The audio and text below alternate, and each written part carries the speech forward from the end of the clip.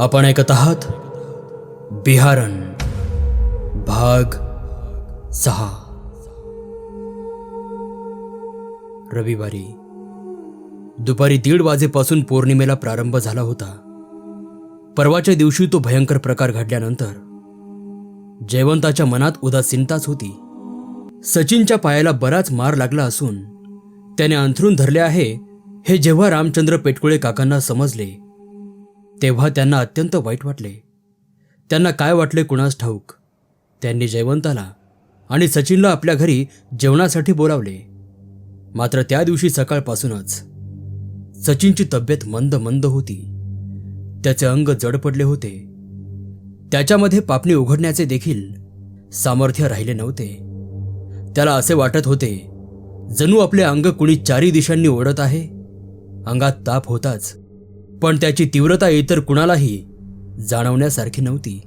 त्याला स्वतःला मात्र मरणोन्मुख झाल्यासारखे भासत होते। या क्षणी पायातल्या जखमेचा मुळीच त्रास जाणवत नव्हता, पण मूलाधार चक्राजवळ जनेंद्रियजवळ असलेले केंद्र तिथे एक विलक्षण जडपणा जाणवत होता। पहाटे त्याची प्रकृती अगदी सामान्य होती। जयवंत आणि त्याने मिळून नाश्ता केला होता आणि तेवढ्यातच सुमन गेटच्या बाहेर जाताना दुपारचे जेवण आमच्याकडेच करा असे सांगितले होते। तेव्हा सचिनचा चेहरा अगदी प्रफुल्लित झाला होता। तो जयवंताला म्हणाला होता, जयवंत, ही पेटकुळे फॅमिली जरा जास्तच चांगली आहे नाही? विशेषतः सुमन। ह्या गोष्टीवरून दोघात हशा निर्माण झाला होता। एकमेकांनी एकमेकांची थट्टा उडवली होती। तेव्हा सचिनची दुपारच्या 12 वाजेपर्यंत प्रकृती ठीक ठीक होती। मात्र एकाकीच उंच झोक्यावरून झोके घेत असताना पोटात उठणाऱ्या गोळ्यांप्रमाणे त्याच्या पोटात गोळे उठत होते। पायापासून ते डोक्यापर्यंत मुंग्यांची रांगच्या रांग सरसरत वर चढावी तसे वाटत होते। त्यात मळमळत होते। हृदय जोरजोराने उडत होते। कारण नसताना घबराट वाढत होती। त्याचा निस्तेज म्लान झालेला चेहरा जयवंताने पाहिला तेव्हा जयवंताने त्याला शांत पलंगावर निजवले। एकाकी झालेला हा बदल जयवंताच्याही आकलनापलीकडचा होता। सचिन बेडवर आडवा झाला आणि काही क्षणातच त्याचा डोळा लागला। तो उठेनासा पाहून जयवंताने त्याला हलविले। सचिन, सचिन, जेवायला चालतोस ना? शर्टवरूनच सचिनचे अंग तापलेले जाणवले। फार शिनलेल्या अगदी कष्टयुक्त स्वरात सचिन उद्गारला, काय? अरे जेवायला जायचं ना वर पेटकुळे काकांकडे? जयवंत म्हणाला, नको यार जयवंत, तू जा। अरे नको काय नको? अजून बरं वाटत नाही का? जयवंताने त्याला वळवण्याकरिता हात लावला तेव्हा त्याचा हात अगदी तापला गेला। अरे बापरे सचिन, तुला तर फारच ताप भरला आहे। सचिनच्या चेहऱ्यावर अत्यंत उद्वेग आणि कष्टाची अशी संमिश्र छटा झळकली। त्याने सायासाने डोळ्यांच्या पापण्या आल्हाद वर केल्या तेव्हा त्याच्या डोळ्यात जणू रक्त उतरले आहे की काय असे दिसत होते। डोळ्यांच्या नसा रक्तवर्णाने लाल झाल्या होत्या। सचिन, तू गोळी खा बरं आधी प्लीज। मला वाटतं तुझ्या पायाच्या जखमेमुळे हा ताप चढत उतरत आहे। जराशा घाबऱ्या स्वरात जयवंत म्हणाला, तू थोडा वेळ झोप, मी वर काकांना काहीतरी सांगून लगेच खाली येतो। एवढे बोलून जयवंत बराच गोंधळात पडला। त्याचे चित्त प्रचंड अस्वस्थ झाले। विचारांचे मोहोळ त्याच्या भोवती घिरट्या घालत होते। वरच्या मजल्याचा जिना चढताना त्याच्या मनात आले, लवकर सचिनला बरे कधी वाटते आणि त्याला पुन्हा पुण्यास कधी पाठवतो असे त्याला झाले। याच विचारांच्या तंद्रीत तो वरच्या मजल्यावर आला।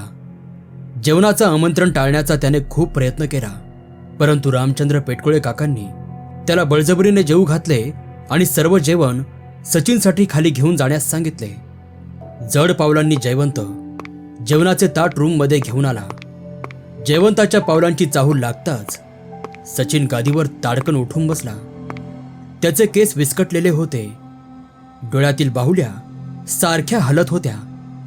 बुबुळे नेहमीपेक्षा अधिकच काळी शार वाटू लागली। त्याच्या ह्या अस्ताव्यस्त रूपाला पाहून जयवंत क्षणभर स्तब्धच झाला.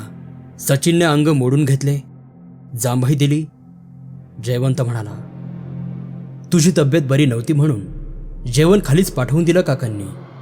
माणूस म्हणून काका बरेच चांगले आहेत रे. नाही.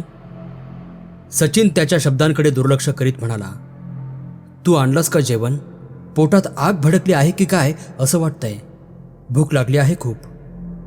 हे बोलतानाही तो जयवंताशी नजर मिळवत नव्हता.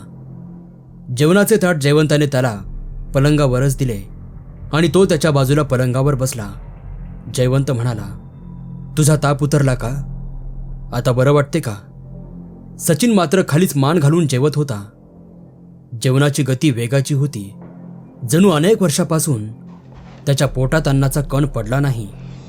ही अन्नावरची अघोरी वासना जयवंताला आवडली नाही. तो तुटक स्वरात म्हणाला, हो बरं आहे आता, पण सर्व अंगात गरमी वाटत आहे. अंगमोडी देत जयवंताने जांभई दिली. फरशीवर अंथरलेल्या सतरंजीवर बसत तो म्हणाला, गोळ्या चालू आहेत ना, त्यामुळे असं होतं. सचिन उत्तरला, हो कदाचित असं असेल, पण एकदम उदास फील होत आहे. जास्त विचार करू नकोस. तू जर तिकडे गेला नसतास तर हे झालंच नसतं. तुझा धाडसी हट्टी स्वभाव हा काही चांगला नाही सचिन. जयवंत सतरंजीवर आडवा झाला. सचिन म्हणाला, एकच गोष्ट किती वेळा बोलशील? त्याचा आवाज चढला होता. सचिनच्या आवाजाचा नूर जयवंताला अगदीच हलवून ठेवणारा होता. आणि विशेष म्हणजे हे शब्द बोलताना देखील त्याने आपली मान जागची तिळभर सुद्धा हलवली नाही. जयवंत म्हणाला, ओके, चिडतोस काय? I am sorry. तू जेव.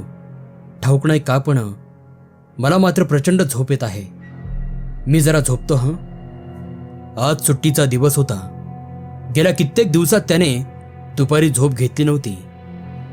सचिनने सुद्धा जेवण आटपून ते ताट तसेच पुढच्या टेबलावर ठेवले आणि हाताची बोटे चाटून घेतली. वास्तविक त्याच्या तोंडचे पाणी खळत नव्हते. एवढी अन्नावरची वासना तीव्र झाली होती. भेगा पडलेली जमीन जसे पाणी शोषून घेते तसा अन्नाचा एक एक घास पोटाच्या काळ्या गर्तेत जळून जात होता. डोळ्याची अस्थिर नजर नखात अडकलेल्या अन्नावर स्थिरावली. सुईत धागा ओवताना मन ज्याप्रमाणे एकाग्र होते तसे डोळे बारीक करून त्याने दुसऱ्या नखांनी ते उरलेले अन्नकण बाहेर काढले.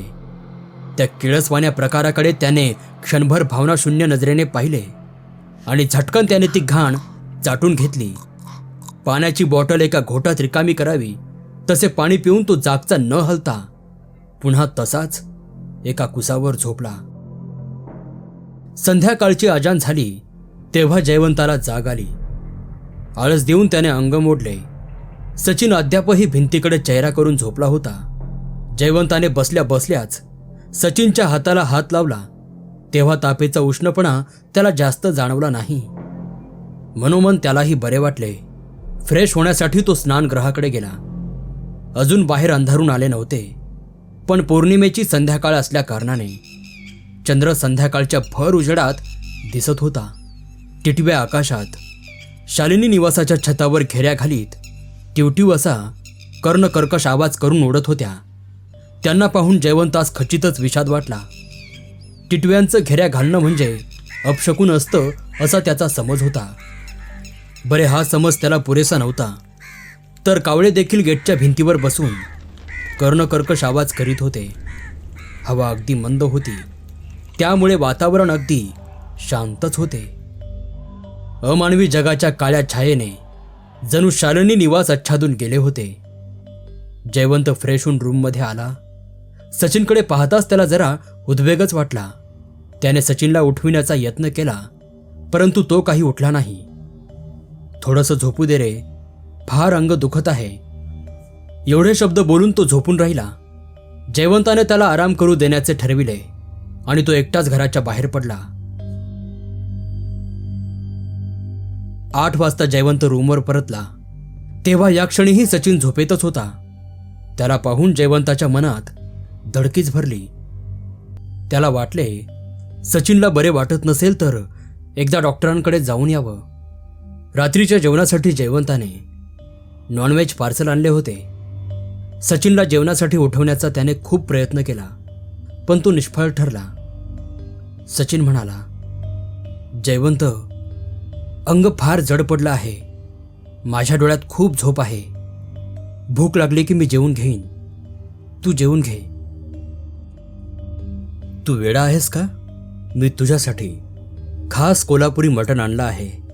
बघ ताप कसा पळतो ते, जयवंत म्हणाला.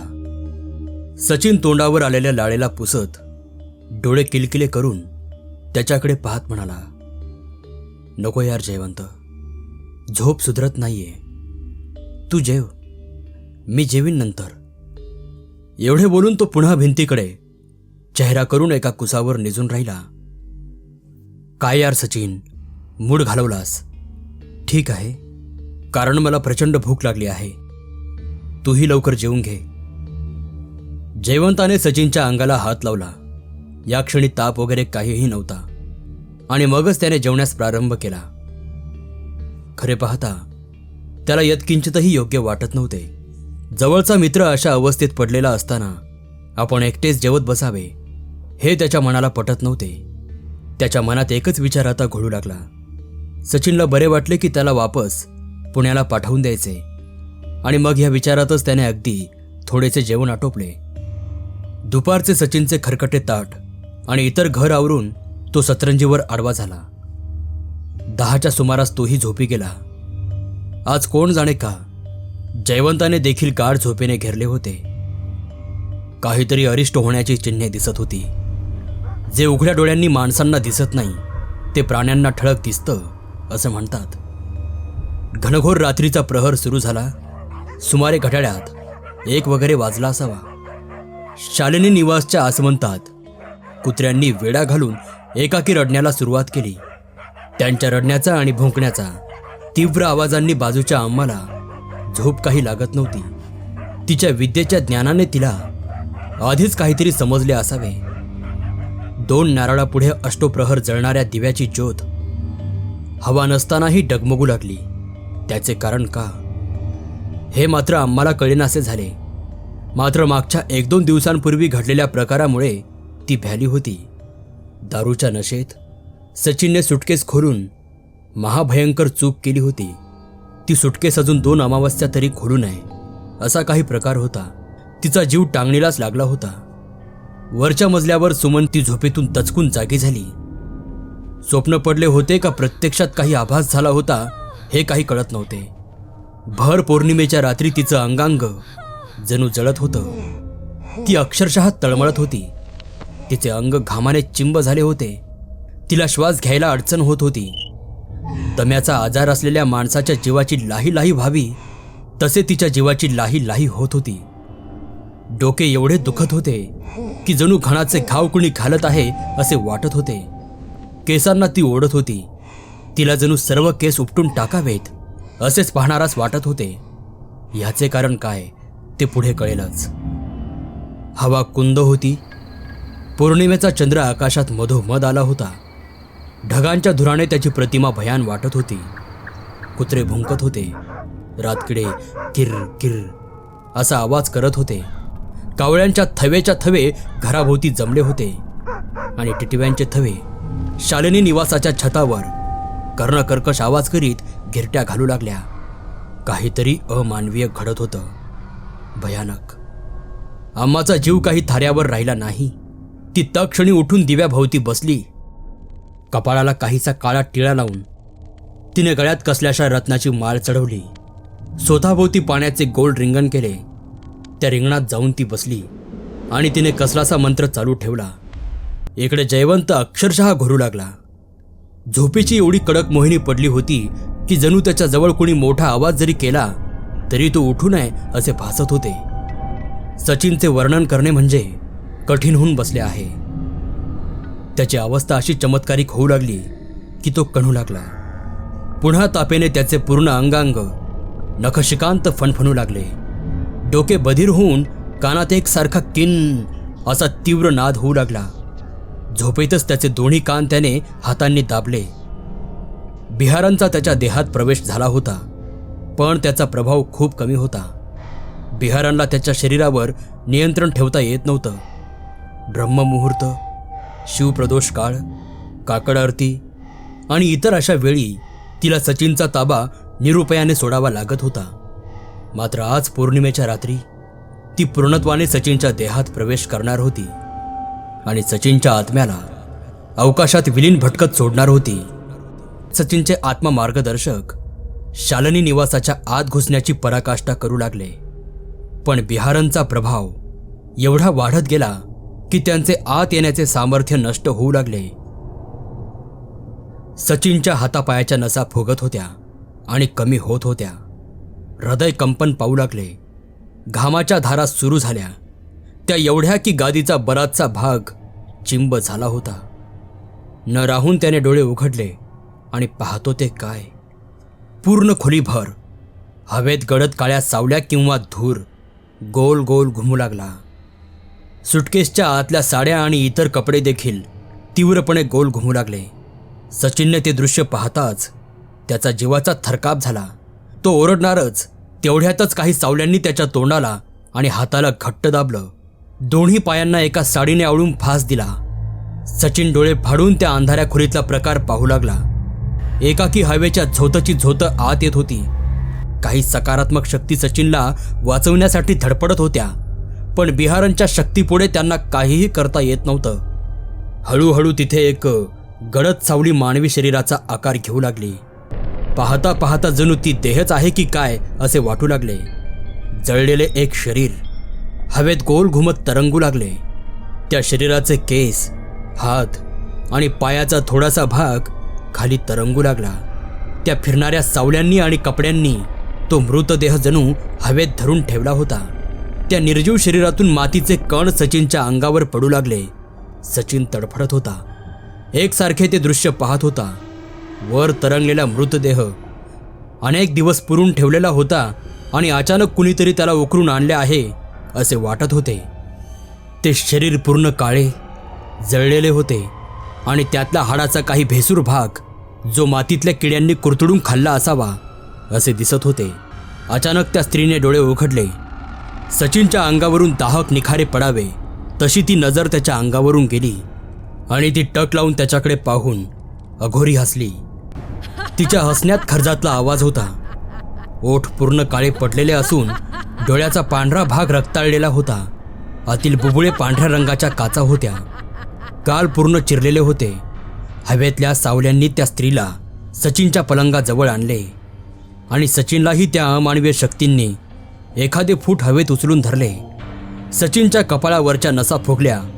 हवेने त्याचे केस उडू लागले. ती स्त्री त्याच्या अगदी जवळ आली आणि अत्यंत विचित्र आवाजात ती म्हणाली, मुझे आजाद करके तूने अच्छा किया. तिचा आवाज घोगरा येत होता. आकाशवाणी होत असावी असे वाटत होते आणि ते पाहून त्याचे डोळे पांढरेच झाले. जयवंत, मला वाचव असे तो ओरडू लागला. मात्र सचिनचा आत्मा त्याच्या देहातून खोल जात होता. तो ओरडत होता हे खरं, मात्र ते सामान्य माणसांना ऐकू जाईल असे नव्हते. ती स्त्री म्हणजे बिहारण दात विचकावून अत्यंत भयप्रद हसू लागली आणि तिचे नग्न शरीर हळूहळू पुन्हा वेगळे रूप घेऊ लागले. तिचे एक एक अंग जळल्यासारखे होत होते. आतील मांसांचा लाल बुंद भाग सचिनच्या दृष्टीस पडला. सचिन डोळे फाडून पाहतानाच त्या स्त्रीच्या गालाचा आणि कपाळाचा मांसाचा तुकडा त्याच्या छातीवर पडला आणि बिहारांच्या कवटीचा रक्ताळलेला भाग ठळक त्याने पाहिला. त्यातून थेंब थेंब रक्त सचिनच्या अंगावर पडत होतं आणि ती भयानक स्त्री हसत होती. शरीराची एक एक चामडी खाली पडत होती आणि रक्ताच्या धाराच्या धारा सचिनच्या अंगावर पडत होत्या. सचिनच्या डोळ्यातून अश्रुधारा वाहू लागल्या. त्याच्या शरीराने नियंत्रण सोडले आणि त्याला लघुशंका झाली आणि तेवढ्यात तो एकाकी बेशुद्ध पडला.